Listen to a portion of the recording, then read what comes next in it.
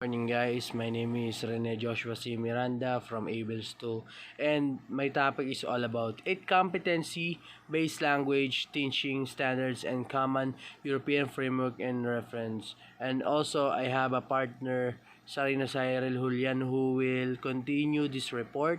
So let's start. CBLT is an example of an approach known as competency-based education, CBE, an educational movement that focuses on the outcomes or outputs of learning in the development of language programs. CBE addresses what the learners are expected to do with the language however they learn to do it. The focus of the outputs rather than on inputs to learning is central to the competencies perspective. CBE emerged in the United States in 1970s as advocated defining education goals in terms of precise measurable descriptions of knowledge, skill, and behavior students should possess at the end of course of the study. CBLT is a common way to develop language courses, including making decisions on what to teach, to determine how to emphasize it, and lastly, the access on what is being learned in the content. However, CBLT focuses on what is the learner expecting to do with the language. This approach can be described as defining educational goals in terms of precise measurable knowledge, skill, and behavior students should possess at the end of the course. The characteristics of CB are described by Schneck 1978. Competency-based education has much in common with such approaches in learning as performance-based instructions, mastery learning, and individualized instruction. It is outcome-based and adaptive to the changing needs of students, teachers, and community. Competencies differ from other students' goals and objectives in that they describe the student's ability to apply basic other skill situations that are commonly encountered in everyday life. Advocates of CBLT see it as a powerful and positive agent of change. Competency-based approaches to teaching and assessment offer teachers an opportunity to revitalize their education and training. Competencies differ from other students' goals and objectives in that they describe the student's ability to apply basic and other skills in situations that are commonly encountered in everyday life. Programs not only with the quality of assessment improve, but the quality of teaching and students' learning will be enhanced by the clear specifications of expectation outcomes and the continuous feedback that competency-based assessment can offer. These beneficial effects have been observed at all levels of education and trainings, from primary school to university, from the academic studies to workplace training. Implemented effectively, competency-based education can improve quality and consistency, reduce cost, shorten the time required to graduate, and provide us with the true measures of student learning. We must, number one, we may measure student learning rather than time. Number two, hardness of power of technology for teaching and learning. Number three, fundamentally change the faculty role. And number four, define competencies and develop valid, reliable assessments. Auerbach 1986 provide a useful review of factors involved in the implementation of CBLT programs and identified 8 key features. Here are a focus on successful function in society. Number 2, a focus on life skill. Number 3, task on performance-centered orientation. Number 4, modularized instructions. Number 5, outcomes that are made explicit a prior. Number 6, continuous ongoing assessments. Number 7, demonstrated mastery of performance objectives. And number 8, individualized student-centered instructions. There are said to be several advantages of a competencies approach from the learner's point of view. Number 1, the competencies are specific and practical and can be seen to related to the learner's needs and interests. So competencies must be similar to the learner's interest in specific and practical way so that the teachers will caught the attention of a learner and interest in learning. Number 2, the learner can judge whether the competencies seems relevant and useful.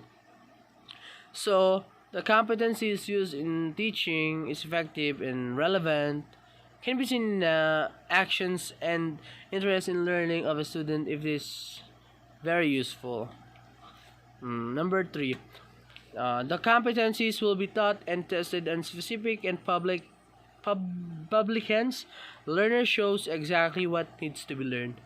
So the teacher must taught competencies relevant and specific. Also, what the learner must need to know. Number four, competencies can be mastered one at a time so the learner can see what has been learned and what still remains to be learned.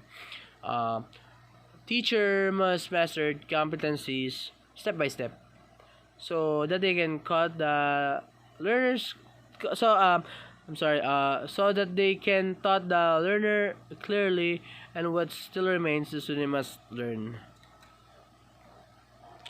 Approach theory of a language. CBLT is based on functional and interactional perspective of the nature of language. It is seek to teach language in relation to the social context in which it is used. The following understandings of the nature of language are assumed in CBLT. Number one, language is meant to achieve personal and social needs. Number two, language is link form and functions. And number three, language can be broken down into its component parts. So, let's jump to the theory of learning. CBLT has several assumptions in terms of learning theory. Number one, language learned is skill-based. CBLT reflects a skill-based view of learning skills and integrated sets of behaviors that are learned through practice. They are made of individual components that may be learned separately at that come together as will constitute skill-based performance. So, language learning is a skill-based and it depends upon the skill of the student. CBLT has to set some components individually to make the learners use it in a practicing language, and when it mixed together, they can perform it in language. Okay. Number two, successful language performance depends upon practice. Central to the notation of skill-based learning that underlies CBLT is the notion of the practice. Practice refers to repeated opportunities to use language over time. So, in other words, the objective of CBLT is to know what the learner's goal and needs in learning in language. So practicing gives big chances to learner in the opportunity to use the language over time. Also, practicing has a feedback where the learner can gradually improve his or her skill in using language. Design objectives. Since CBLT courses are developed as a response to perceived learner specific goals and needs analysis, the processes of determining learners' needs. A starting point in developing objectives for a CBLT-based course. Need analysis procedures may include interviews, questionnaires, observation tests, and other means that can be used to determine appropriate course objectives. So the objective is to know what the learner's goals and needs in learning language. The need analysis is done to determine the students need to know what the appropriate courses may be implemented. Okay. So the syllabus. So I won't take this long. I just explain it. The syllabus contains of the description of learning outcomes when it comes to competencies. So syllabus planning uses the knowledge on the subject as a basis of planning the syllabus and course content development around the subject. So that's the syllabus. So let's jump for the area of retaining job. The following competencies are described. Follow instructions to carry out the simple task. Respond appropriately to supervisor's comments about quality of work on the job, including mistakes, working too slowly, and incomplete work. Request supervisor to check work. Report completion of task to supervisor. Request supplies. Ask where object is located. Follow oral directions to locate an object. Follow simple oral directions to locate a place. Next is read charts, labels, forms, or read instructions or to perform a task.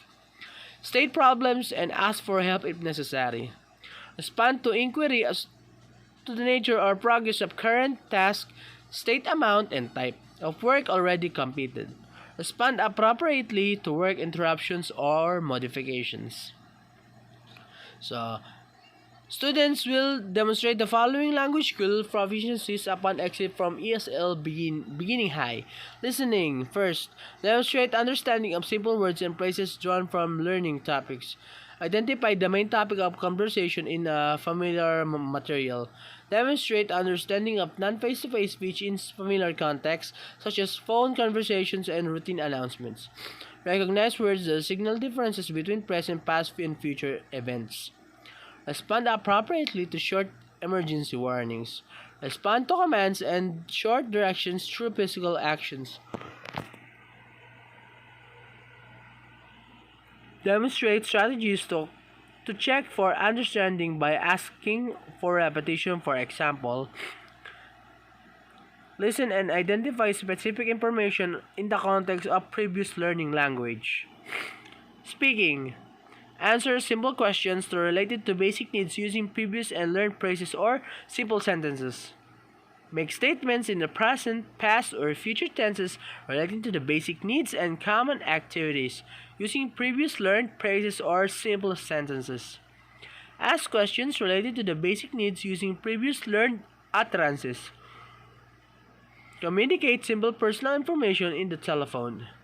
Give simple commands, warnings, and directions. Ask for give clarifications.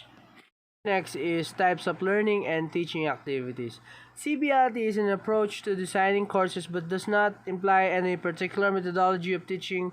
The teacher is free to choose any set of activities or to make use of any methods that will enable the learning outcomes to be achieved and individual competencies to be acquired. Number 1. Instructional activities integrated the 4 language skills: listening, speaking, reading, and writing, to emphasize the holistic nature of language. Number 2. Language tasks in classroom consist of meaningful interchanges that enhance students' communicative competence. Number 3. Instructional activities focus on the acquisition of communication skill necessary. Number 4. For students, the function in real-life situations. Types of learning, teaching activities. Instructional focuses on development of receptive skill, listening, reading before, and the development of the productive skill, speaking, and writing. Number 5. A variety of grouping activities are used in the classroom to facilitate student-centered instructions. Number 6. Instructional activities are varied to address different learning styles, oral, visual, kinesthetic of a student.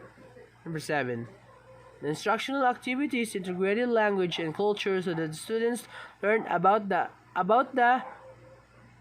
culture in terms of significant and subtle characteristics that compare and contrast with those of their own cultures.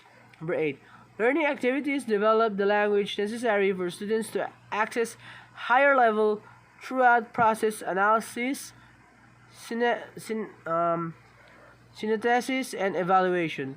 Number 9. Instructional activities require students to take active roles in learning process, transferring critical thinking to real problem-solving situations in their everyday lives.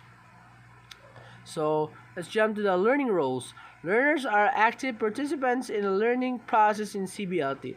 Primary roles assumed for learners are as follows. Number 1. To monitor their learning in reference to the target competencies.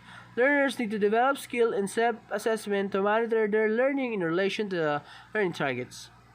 Number 2. To develop a range of learning strategies. Successful mastery of target competencies depends upon the ability to use strategies to achieve communication. They are willing and accurate guessers who are compatible with uncertainty.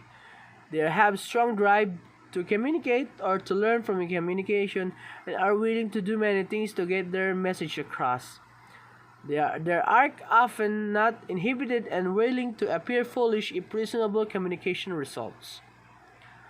They are prepared to attend to form, constantly looking for patterns in the language. They practice and also seek out opportunities to practice. They monitor their own speech and speech of others, consistently attending on how well their speech is being received and whether their performances meeting standards have learned. They attend meaning knowing that they ordered to understand a message. It's not sufficient to attend only in the grammar or surface form of a language. To able to transfer knowledge and skill to new situations, learners must prepare to apply skills learned in the classrooms to situations outside of their classroom and hence be prepared to take risks as seek to apply what they have learned. And that's all. Thank you.